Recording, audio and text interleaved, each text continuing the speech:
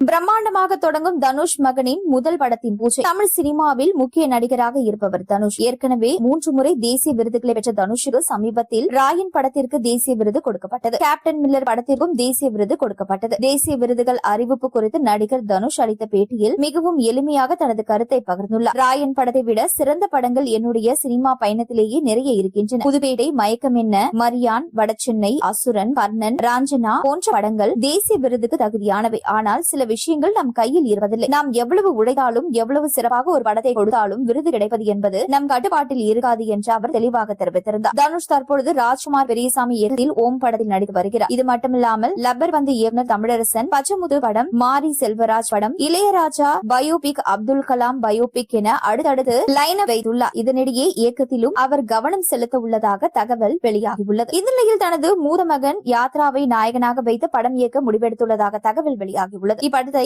ஓம் பட தயாரிப்பு நிறுவனமான ஆர்டெக் ஸ்டுடியோவில் தயாரிக்க உள்ளதாக கூறப்படுகிறது. மேலும் படத்திற்கு ஜி.வி. பிரகாஷ் இசையும் வேல்ராஜ் ஒளிப்பதிவும் இருக்கும் எனவும் விரைவில் அறிவிப்பு வெளியாகும் என திரை வட்டாரங்கள் தெரிவிக்கின்றன. யாத்ரா இந்த அறிமுகத்திற்காக 6 பேக் உடல் அமைப்பை உருவாக்கி வருவதாக ஜி.வி. பிரகாஷ் சமீபத்தில் நிகழ்வு ஒன்றில் குறிப்பிட்டிருந்தார். இப்படத்தின் முதற்கட்ட பிரமோ படப்பிடிப்பு விரைவில் சென்னையில் தொடங்க உள்ளது. அதனைத் தொடர்ந்து பிரம்மாண்டமான பூஜை போடப்பட இருக்கிறது. இந்த விழாவில் சூப்பர் ஸ்டார் ரஜினிகாந்த், ஐஸ்வர்யா ரஜினிகாந்த் போன்றவர்களும் கலந்து கொள்ள இருக்கிறார்களா. தனது பேரனும் திரைத்துறையில் சாதிக்க வேண்டும் என பல அறிவுரைகளை யாத்ராவிற்கு கொடுத்துள்ளார் ரஜினிகாந்த். இந்த படத்தின் அதிகாரப்பூர்வ படப்பிடிப்பு இந்த ஆண்டின் இறுதியிலேயோ அல்லது அடுத்த ஆண்டின் தொடக்கத்திலேயோ ஆரம்பமாகும் என எதிர்பார்க்கப்படுகிறது. இந்த படத்தின் யாத்ராவுடன் இணைந்து பல முன்னணி நட்சத்திரங்கள் மற்றும் முக்கிய நடிகர்கள் நடிக்கவிருப்பதாக கூறப்படுகிறது. இதற்கான அதிகாரப்பூர்வ அறிவிப்புகள் தயாரிப்பு தரப்பிலிருந்து விரைவில் வெளியாகுள்ளன.